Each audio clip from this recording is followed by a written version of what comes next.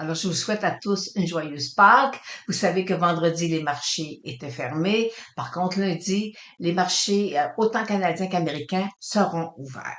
On a eu une très belle semaine sur les marchés. On va aller voir tout à l'heure ce qu'on va faire. On va analyser les indices. Et vous savez aussi que nous avons eu une éclipse lunaire cette semaine.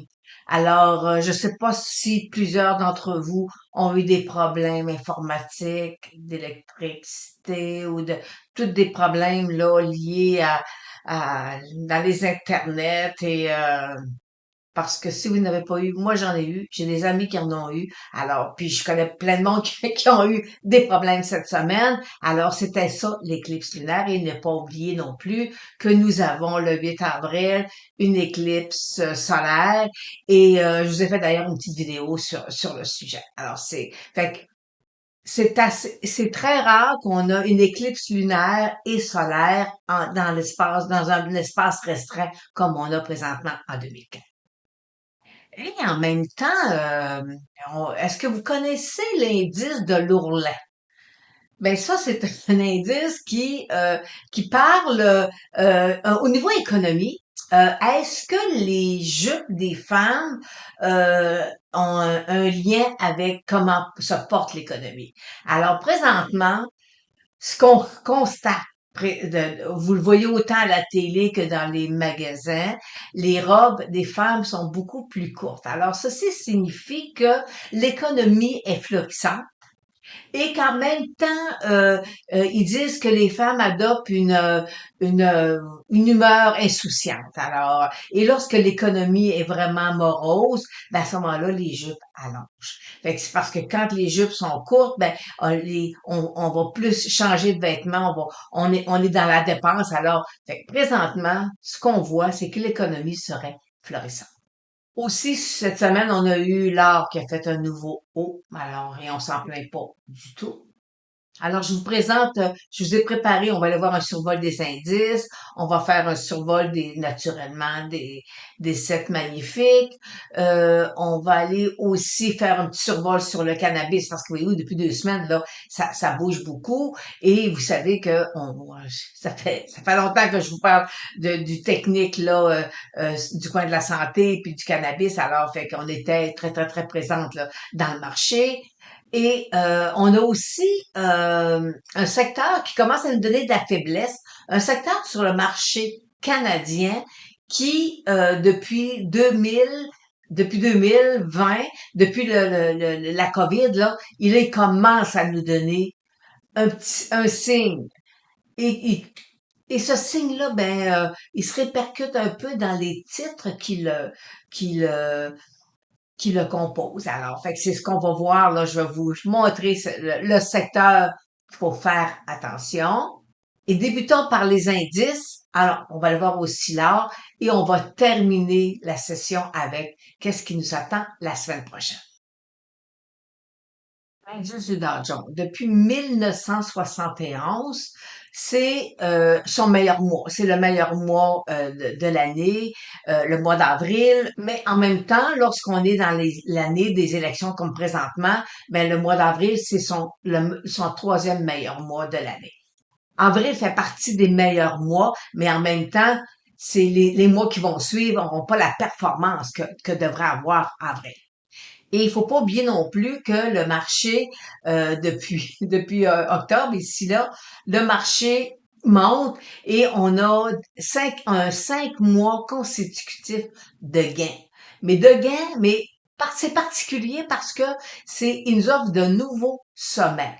Et lorsqu'on voit d'autres statistiques sur sa puissance là, qui disent bon ben il devrait faire tant de rendement après, c'est pas la statistique nous mentionne pas que c'est des nouveaux hauts, des nouveaux sommets que l'indice nous a fait pendant 5 mois. Alors fait que là, il faut quand même garder là, une petite gêne. Tu sais, on se dit, ok, ça fait 5 mois que ça monte, les statistiques sont là, mais c'est une des premières fois que ça arrive que dans les 5 mois, il nous affiche un nouveau sommet.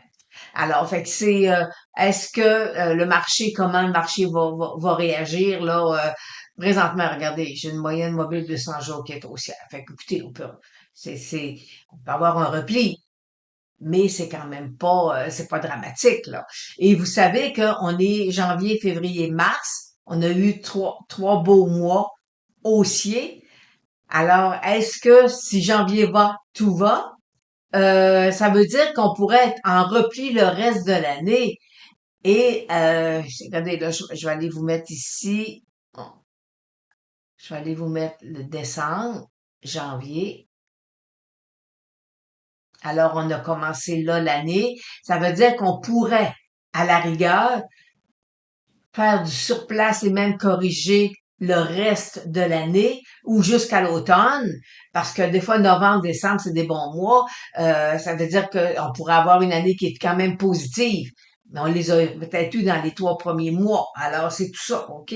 Puis, fait que puis après ça, on a tout aussi l'enjeu de la Fed. Est-ce que la Fed va baisser ses taux en juin? Ben, c'est un autre, y a rien de certain. Alors, fait que pour l'instant, le Dow Jones, écoutez, ça va super bien. Est-ce qu'on va peut avoir un repli? Oui, parce que ma moyenne mobile de 200 jours, elle est haussière. Pour le Nasdaq, le mois d'avril, c'est son quatrième mois le plus performant. Et lorsqu'on passe dans la période d'élection, comme présentement, ben, il passe au sixième mois. Alors, fait qu'il est pas, la technologie est pas aussi performante, là, durant durant l'année des élections. Mais regardez, c'est super beau, là. Beau couloir haussier. Mais en même temps, par contre, regardez ici, là, on a l'espace, OK, qu'il y a entre sa moyenne mobile, elle est moindre. On va juste revenir en arrière. Regardez, l'espace est beaucoup moins. Puis ici, c'est plus grand. OK? Alors, avant que le Dow Jones vienne toucher sa moyenne mobile 200 jours, ben, ça peut prendre plus de semaines, c'est-à-dire que le Nasdaq. Et le S&P 500, ben, avril, c'est son deuxième meilleur mois. Et pour en élection, ben, ça serait lui aussi passerait au troisième mois. Alors, mais dans l'ensemble, on a quand même un mois d'avril qui devrait être positif. Là, vous avez l'or qui nous a fait un nouveau haut, un nouveau sommet. Alors, ça va super bien. Fait que pour l'instant, voyez-vous, on avait ici un support à 21 050, mais regardez, mes moyennes mobiles de 8,34 sont haussières. Alors, pour l'instant, on les laisse pousser. C'est plus les petits stocks là, présentement, qui bougent là, sur le marché orifère. Puis la semaine dernière, dans notre suivi, je vous disais, bon, on a peut-être ici là une ligne de coup, parce qu'on avait là ici là une tête puis des épaules là. Mais voyez-vous, cette semaine, on a eu une nouvelle, il y a une percée, il y a une dépassée. Alors, fait que pour l'instant, on est quand même, on est prudent. On est prudent et là on a ici là mais ça roule tout le temps. Alors ça fait qu'on va voir présentement ce qu'on veut c'est vraiment là que le sous le 62 000, ça pourrait devenir problématique pour le BTC. Donc, cette semaine, on va examiner le secteur canadien avec la consommation de base. On commence à avoir un signal de faiblesse sur le secteur. On va, alors on voit ici très bien ma moyenne mobile 34 à des places et elle va être croisée par ma moyenne 8. Mais alors, ça devient que ma moyenne 8, alors mes moyennes 8,34 deviennent excessivement importantes. Lorsque j'examine le secteur depuis le crash de la COVID 2020, on voit très bien une belle poussée. Alors, on a une belle ligne de tendance haussière qui est sur le secteur présentement. Mais il y a deux choses qui m'interpellent un peu présentement. C'est que j'ai une cible point and figure à la baisse sur le secteur. C'est pas énorme, là. Moi, je vous dirais qu'à peu près là, autour, là, la cible point and figure va venir tester, là, la ligne de tendance haussière. Alors, ça, c'est le premier point. Et le deuxième point, c'est, regardez ici, on a un beau M en formation et ça veut dire que possiblement ici, si je trace un autre support ici, il y a des grosses chances que d'ici les prochains jours, peut-être les 2 prochaines semaines, là, ben, à ce moment-là, que le titre, le secteur, c'est-à-dire de la consommation de base, vienne tester un peu ce support-là. Alors, allons voir maintenant les titres qu'il compose. Alors, débutons avec le titre. Je pense que c'est le favori. Quand on regarde là, les chats de discussion, là, c'est celui qui, je pense, qui revient le plus souvent. C'est alimentation couche-tard. Pour l'instant, alimentation couche-tard, ce qu'il faut surveiller, c'est sa moyenne mobile 200 jours, qui, voyez-vous, qui est plate. Alors, en donnant une cassure de sa moyenne mobile 200 jours, on pourrait revoir facilement le titre sous les 70 $. De plus, le Ishimoku, voyez-vous, ici, là, j'ai un petit support ici. Alors, en donnant une cassure de sa moyenne mobile 200, on peut s'attendre à ce que le titre perce, là, revienne sous les 70 $ avec la technique Ishimoku. Le titre de Empire, c'est le IGA. OK, au Québec, là, c'est surtout IGA qu'on retrouve sous la bannière d'Empire. Et là, regardez là. On a un très, très beau support ici qui a été percé. Alors, il a, pour l'instant, regardez, moyenne mobile de 100 jours baissière, ça veut dire que le titre pourrait facilement revenir autour de 30 $. George Weston, ben ça, c'est la maison mère de l'eau blanc. OK? Alors, là, regardez là. Belle. Ça, c'est le titre qu'il y a. On n'a il n'y a pas de faiblesse comme telle. C'est un super de beau titre. Si je tire ici, voyez-vous là, une ligne, j'ai trois supports. Ici, j'ai 3 points d'appui et je vais aller lui tracer une ligne parallèle. Alors, voyez-vous, il est sorti ici. Fait que là, j'ai 1, 2. Alors, il y a peut-être encore de la place à monter. Mes moyennes mobiles 200 jours sont haussières. Alors, pour l'instant, puis peut-être ici, ce qu'on peut faire, c'est ça ici. On aurait peut-être un petit bisou à l'intérieur du couloir haussier.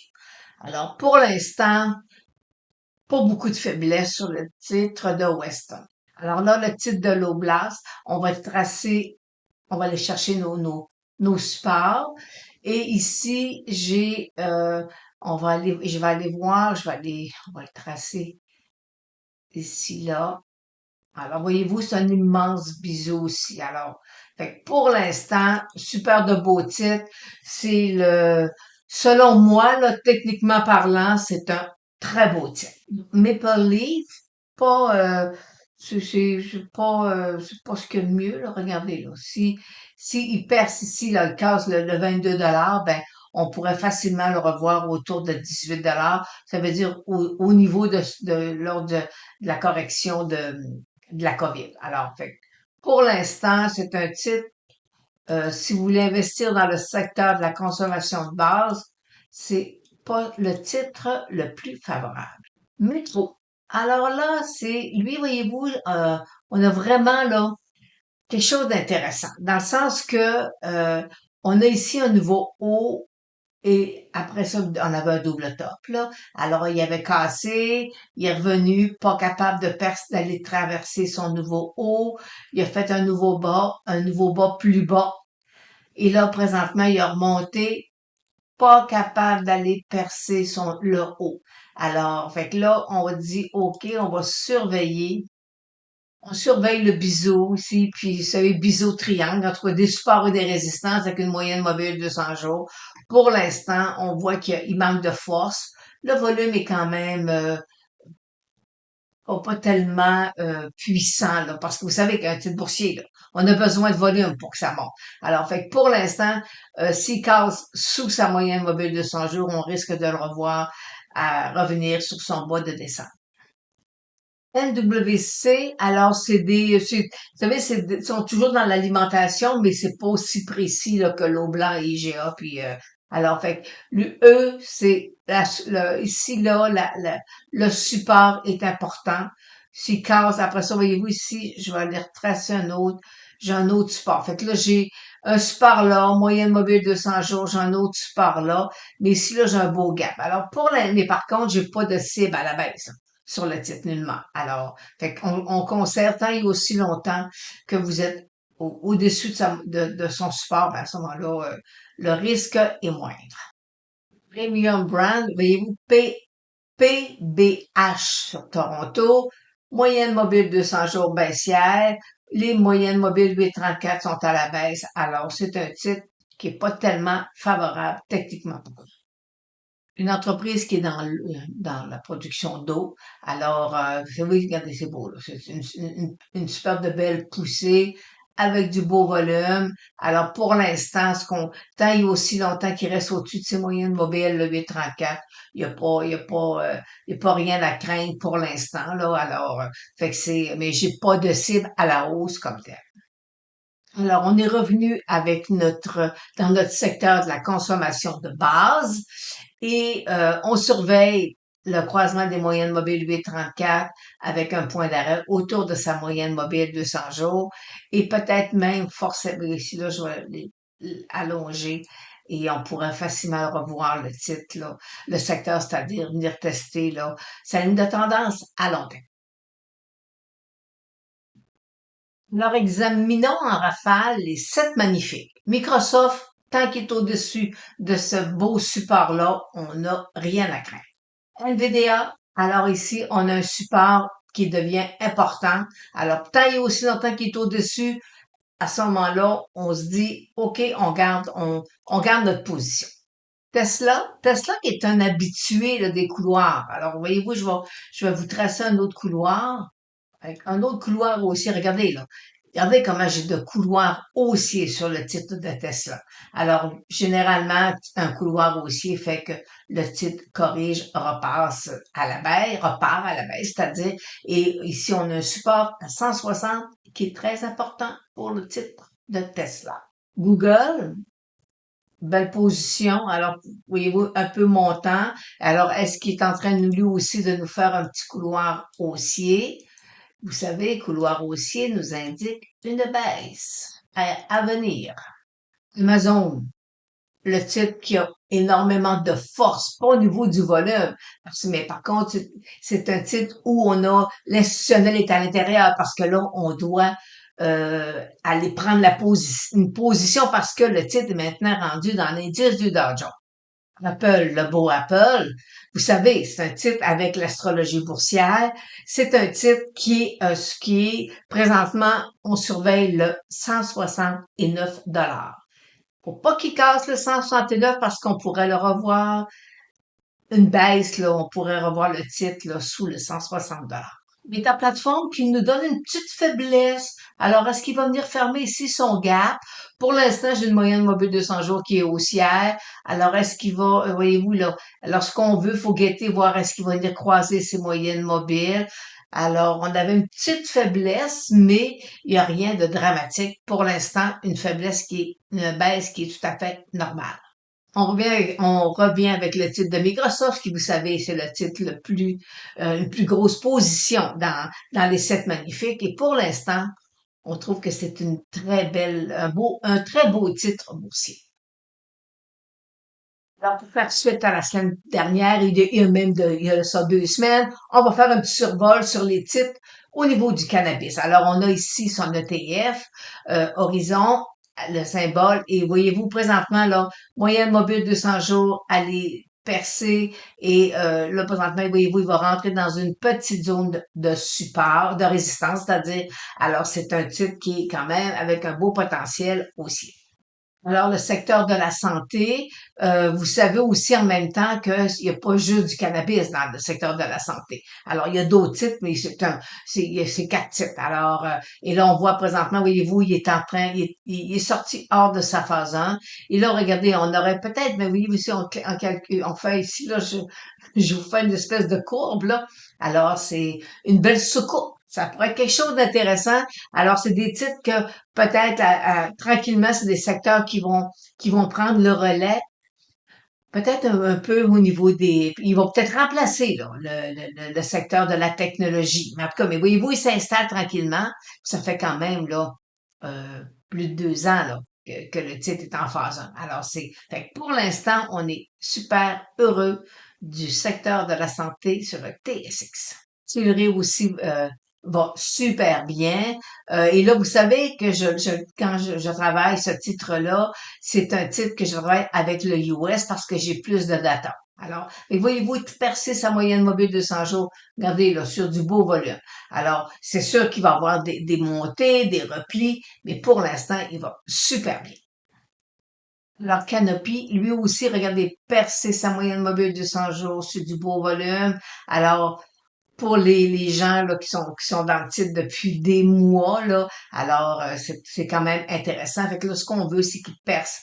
Il a percé sa moyenne mobile de 100 jours sur du volume. C'est normal qu'après une poussée, il y ait un repli qui s'opère. Mais pour l'instant, le secteur est quand même intéressant. Même chose pour Chronos. Voyez-vous, percer sa moyenne mobile de 100 jours, on voit ici que du volume. Et regardez, là, ici, là, on a une belle petite soucoupe aussi.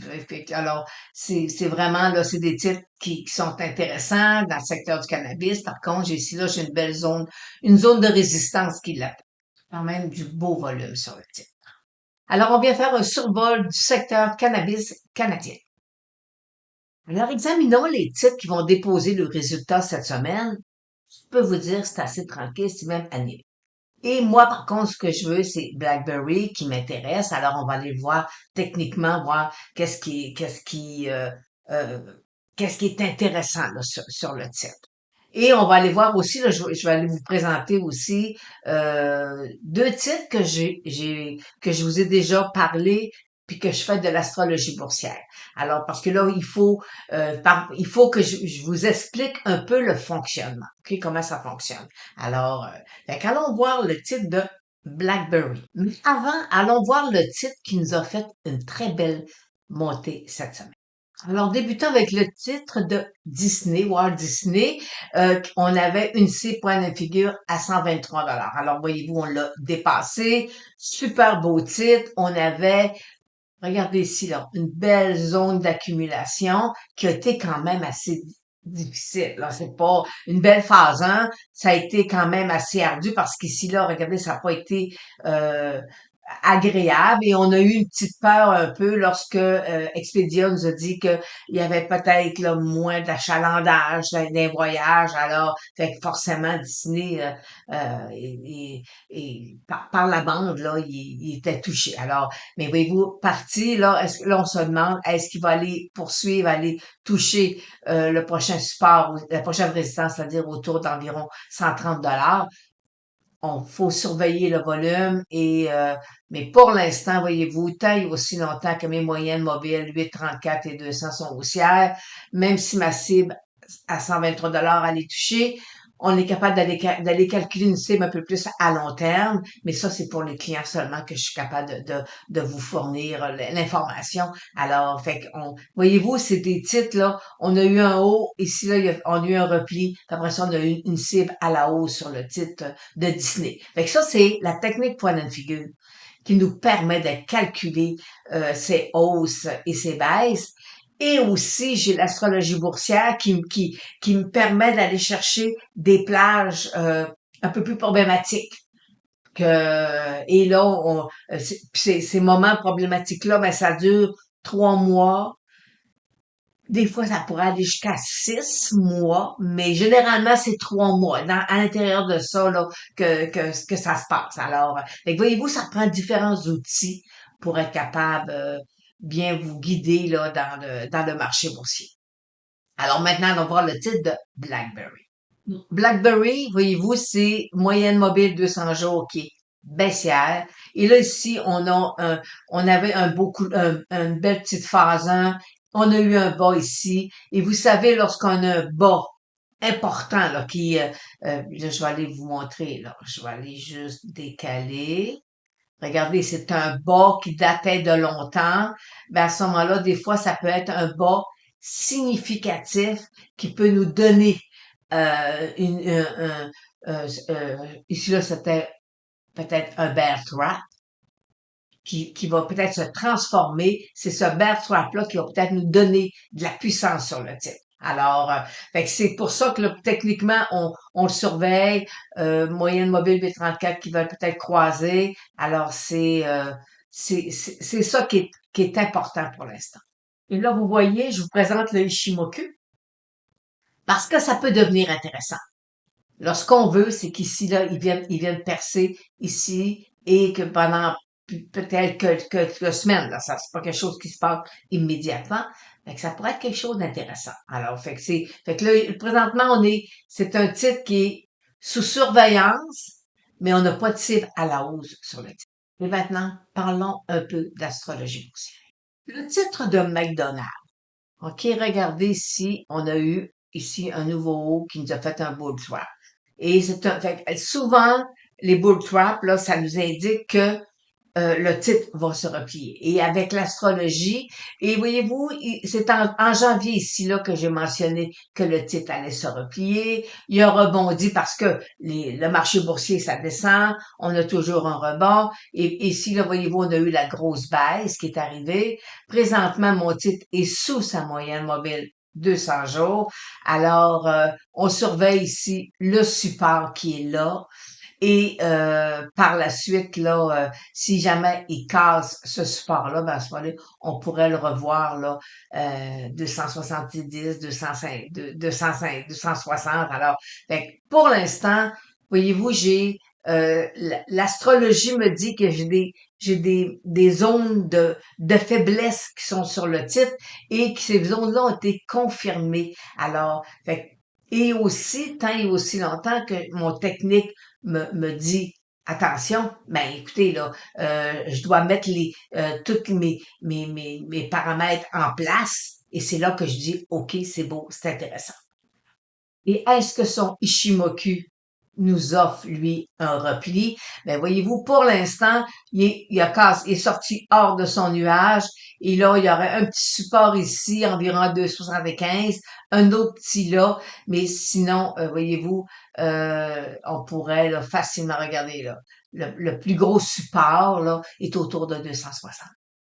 Pour Apple aussi avec l'astrologie, vous savez que même à long terme, j'ai encore une partie de jambe haussière à aller chercher sur Apple, mais techniquement parlant, double sommet. Alors, il n'a pas été capable d'y aller, il a cassé sous sa moyenne mobile de 100 jours, et c'est ici là, dans cette période-là, que la faiblesse est apparue sur le titre d'Apple au niveau de l'astrologie boursière. Vous savez, l'astrologie boursière, c'est beaucoup d'études, c'est beaucoup de travail, c'est de la minutie, c'est des maths, c'est des mathématiques et là le 169 le support à 169 il est extrêmement important parce qu'on pourrait facilement revoir Apple à 160 et avant qu'Apple reparte à la hausse, là, OK, puis qu'il me donne un signal à la hausse, on va prendre des mois. Ça va prendre des mois avant d'inverser une tendance sous une moyenne mobile de 100 jours.